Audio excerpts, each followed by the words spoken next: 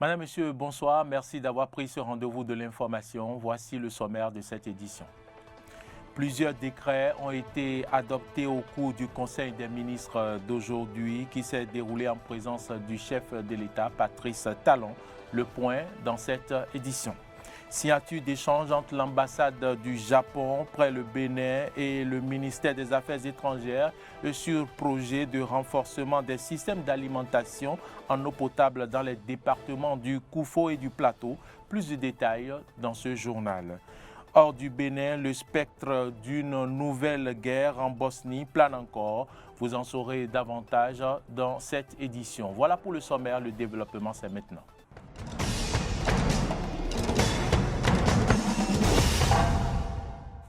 À toutes et à tous, bienvenue. Le Conseil des ministres s'est réuni aujourd'hui en présence du chef de l'État, Patrice Talon.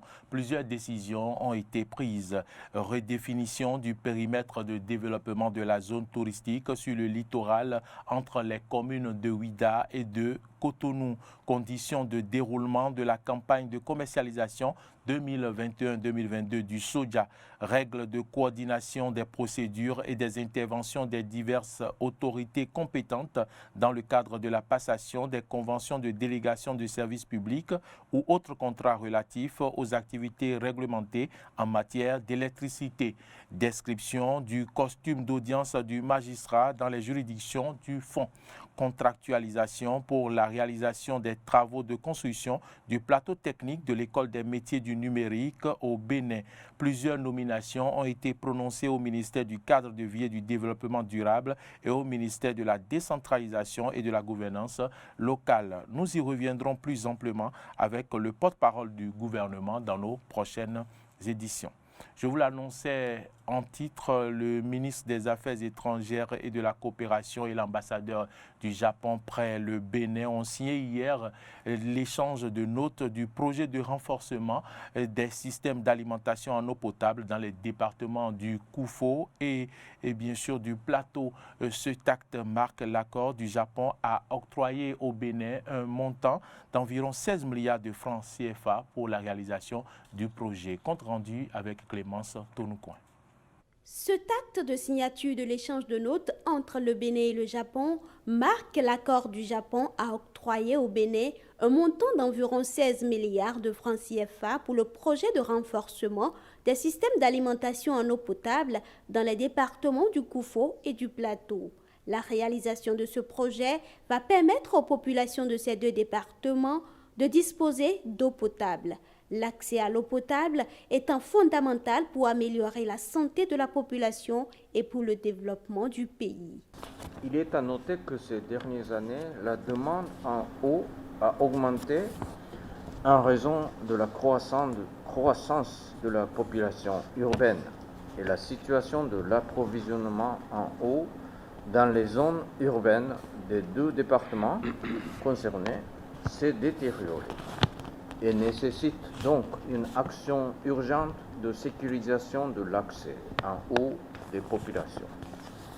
C'est pour permettre à ces populations de disposer d'eau potable, de prévenir les maladies d'origine hydrique et d'améliorer les conditions de vie que le gouvernement du Japon a décidé de financer le présent projet afin de développer de nouvelles sources d'eau et construire des conduits de distribution d'eau, de réservoirs d'eau et d'autres installations d'approvisionnement en eau. Le ministre des Affaires étrangères et de la coopération, au nom du chef de l'État et de tout le peuple béninois, a témoigné sa gratitude à l'ambassadeur avant de lui promettre que le Bénin tiendra ses engagements dans la réalisation du projet. Je voudrais, Monsieur l'ambassadeur, au nom du gouvernement du Bénin, au nom du président de la République, vous dire toute l'appréciation des Béninoises et des Béninois pour ce geste que vous venez d'accomplir. Je voudrais vous dire que cette assistance que vous apportez à notre gouvernement pour la réalisation de tous les travaux qu'il faut pour que nous puissions disposer d'eau potable dans les départements du Koufo et du Plateau est fortement apprécié. Je puis vous assurer que notre gouvernement tiendra tous ses engagements, peut-être avant même que le délai imparti ne soit expiré. Parce que fournir de l'eau à nos populations reste parmi la priorité des priorités chez nous. À travers ce financement, le Japon contribue ainsi à la poursuite de la réalisation de l'ambition du Bénin de fournir de l'eau potable aux populations partout au Bénin. Le gouvernement du Bénin passe à la vitesse supérieure dans sa lutte contre la COVID-19. 60 jours ont été décrétés pour accélérer la vaccination anti-Covid. La campagne dans ce sens a été lancée ce mardi à la mairie d'Abomey-Calavi. C'était hier donc. Suivons le compte rendu avec Frédéric Espoir-Oumambou. Passer de la campagne de vaccination de routine à une campagne accélérée. Et c'est pour ça que 3 ministres, 2 ambassadeurs et bien d'autres autorités à divers niveaux de responsabilité ont été mobilisés et sont accueillis à l'hôtel de ville de la commune d'Abomey-Calavi ce mardi. Une mobilisation qui en vaut la chandelle quand on sait que c'est pour lancer une riposte contre la pandémie du siècle, la COVID-19. Le nouveau grand fléau des temps modernes qui a brutalement pris de court le monde entier, après avoir surgi dans le quotidien des hommes depuis quelques années maintenant, 2019 plus précisément. Mais passé les tout premiers moments de panique et ayant globalement pris la mesure de la situation, chaque pays, à l'instar du nôtre, a conçu et a mis en œuvre diverses stratégies de riposte. Depuis 2019, le Bénin, à l'instar des autres pays de la planète, fait face aux ravages ou plutôt à la razzia du virus. Les chiffres dans le monde ne cessent d'augmenter, à en croire le représentant résident de l'OMS. Au total, 252 954 000 cas de Covid-19 ont été confirmés et plus de 5 095 000 personnes en sont décédées dans le monde. 3% de ces cas ont été enregistrés en Afrique, soit 7 111 000 cas et 179 000 décès. Au Bénin, le nombre cumulé de cas est de 24 833 avec 161 décès. Alors que les responsables gouvernementaux du Bénin comptaient sur la vaccination pour éradiquer le mal, la campagne de routine lancée a été fortement plombée par la désinformation doublée de la réticence de certains citoyens. Il convient donc, face à l'enjeu, de faire vite, de faire court, si le Bénin veut réaliser l'immunité collective, gage d'une meilleure reprise des activités économiques. Et c'est dans ce sens que s'inscrit l'actuelle campagne de vaccination accélérée de 2 mois. La propagation de fausses informations et de rumeurs infondées a plombé nos efforts.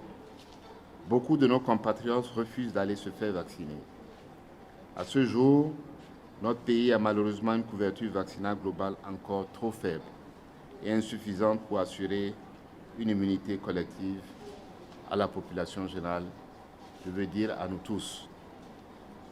Mesdames et messieurs, face à cette situation et dans le souci de protéger le plus grand nombre de nos concitoyens, nous avons décidé d'organiser cette campagne accélérée de vaccination des populations contre la COVID-19. Cette cérémonie officielle de lancement de la campagne de vaccination contre la COVID-19 marque un engagement fort du gouvernement du Bénin de vacciner plus de 1 million de personnes supplémentaires d'ici fin décembre 2021. Au cours de ces 2 mois, des séances de sensibilisation et de vaccination seront faites sur tout le territoire national.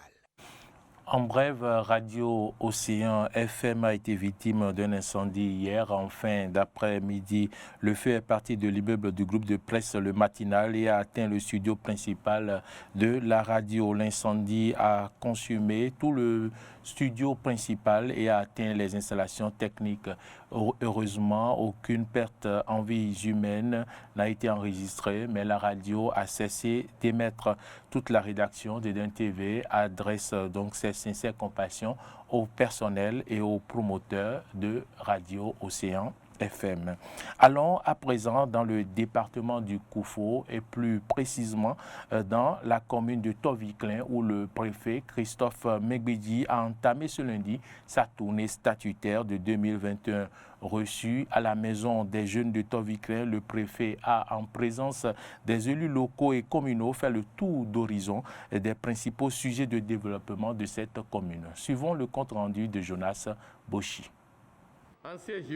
Saisissant l'occasion de cette tournée statutaire pour transmettre à l'autorité préfectorale les préoccupations de ces populations, le maire de Toviklen a d'abord passé en revue les remarquables efforts du gouvernement pour l'amélioration des conditions de vie de ses concitoyens. Une longue liste d'actions et de réalisations du gouvernement qui n'épuise pas pour autant les doléances des populations de Toviklen. Conscient que le gouvernement du président Patrice Talon fait beaucoup et peut faire davantage pour notre commune, nous voudrions, au nom de la population de Toviklen, lui transmettre quelques doléances, à savoir l'amélioration du transport des personnes et des biens, la construction d'une industrie de production de jus d'orange et de purée de tomates, l'amélioration du plateau technique des centres de santé. À toutes ces doléances du maire et quelques préoccupations particulières de certains villages et arrondissements de Toviklen, les directeurs départementaux du Koufo ont apporté sur place des solutions. Pour ce qui concerne les autres problèmes qui n'ont pas eu de réponse, le préfet Christophe Megbedi rassure que le gouvernement ne manquera pas de satisfaire aux légitimes besoins de ces populations. Ces doléances, c'est des besoins qui sont exprimés. Et vous savez très bien que le gouvernement du président Patrice Talon fait actuellement des efforts. En 2016, quand il arrivait, il était autour de 9 milliards de fonds FADEC. Aujourd'hui, nous sommes à 46 milliards de nos francs. Et donc, ces doléances-là seront prises en compte par le gouvernement. Nous avons insisté sur le fait que les communes doivent aussi mobiliser les ressources endogènes. Et je leur ai dit que je serai sur le terrain pour les accompagner. Aussi, le préfet Christophe Megbedi a-t-il exhorté les conseillers communaux à mieux s'appliquer dans la gouvernance locale pour davantage exhorter le gouvernement et les partenaires à soutenir le développement à la base. Hors du Bénin, à présent, la Russie met fin à la tension entre l'Arménie et l'Azerbaïdjan. Ceci fait suite à la journée de combat meurtrier qui fait craindre une reprise de conflit presque un an après la fin de la guerre. Reportage. Peut-être la voie vers une sortie de crise, tandis que la situation reste tendue entre Erevan et Bakou. Les deux pays rivaux du Caucase tentent l'apaisement. L'Arménie annonce pour l'heure l'arrêt des hostilités. Suite à l'accord obtenu grâce à la médiation de la partie russe, les affrontements dans la zone frontalière orientale de la République d'Arménie se sont arrêtés à 18h30. La situation s'est relativement stabilisée. Rappelons que le 16 novembre, vers 13h, les unités des forces armées azerbaïdjanaises ont attaqué les positions arméniennes situées aux abords de la frontière. L'ennemi a utilisé de l'artillerie, des véhicules blindés et des armes à feu de divers calibres. Un an après le conflit meurtrier de l'automne qui avait opposé les deux pays, Erevan soutenu par Moscou, Bakou aidé par la Turquie, ces nouveaux accrochages font craindre la reprise de violents combats.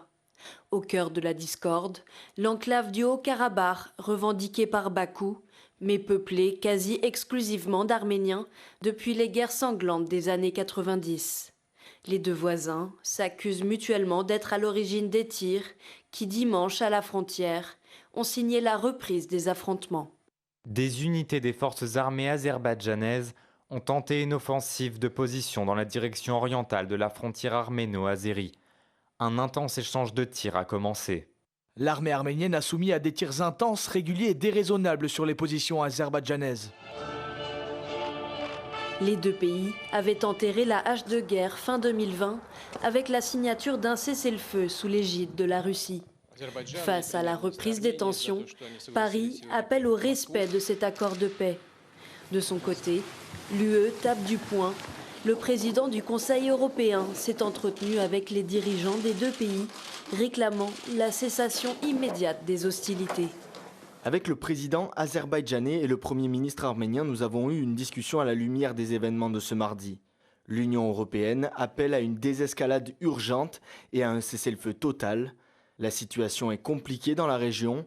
L'Union européenne s'est engagée à travailler avec ses partenaires pour surmonter les tensions en vue d'un Caucase du Sud prospère et stable. L'automne dernier, le conflit de 6 semaines avait fait 6500 morts, se soldant par une défaite d'Erevan, contrainte de céder plusieurs régions proches de l'enclave séparatiste.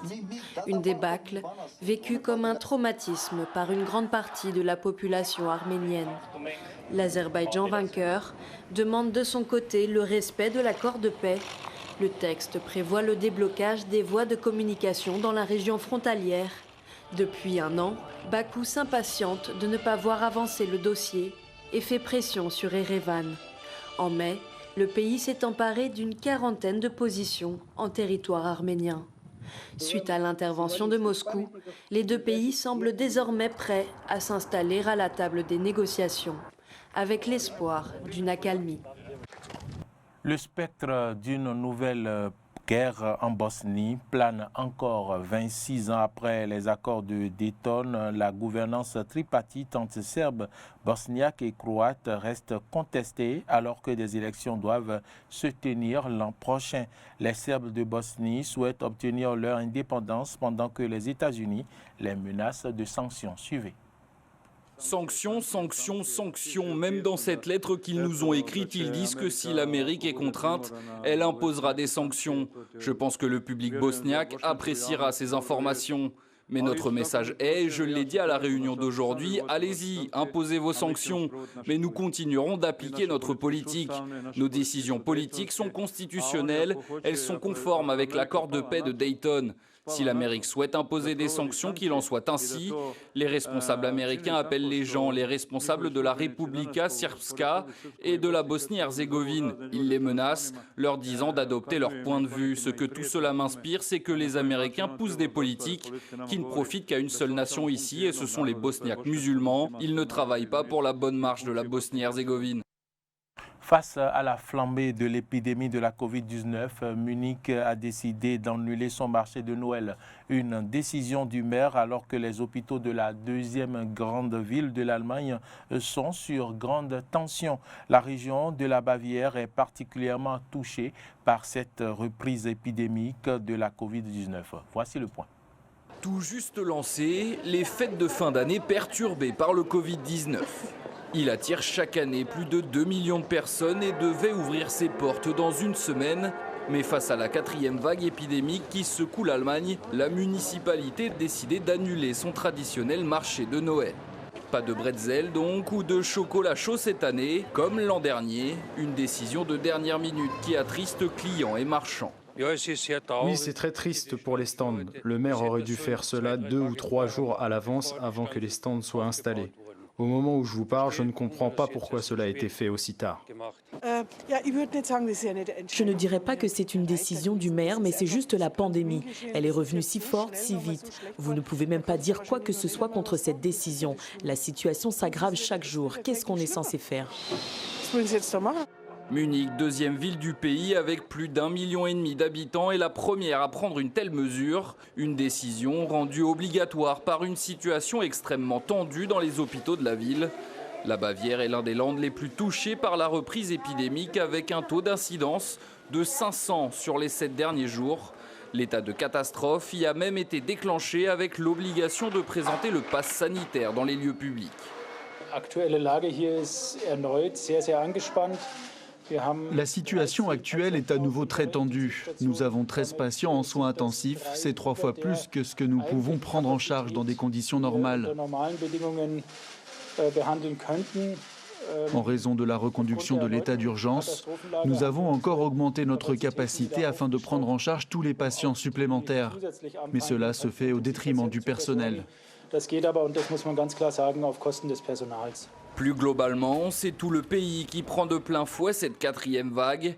Mardi, l'Allemagne a enregistré un nouveau record d'incidence et le nombre de nouvelles infections au Covid-19 a grimpé jusqu'à plus de 32 000 nouveaux cas en 24 heures. Une flambée des contaminations difficilement endiguée par la vaccination. Outre-Rhin, le taux de vaccination n'est que de 67%, bien en deçà des objectifs affichés par le gouvernement d'Angela Merkel.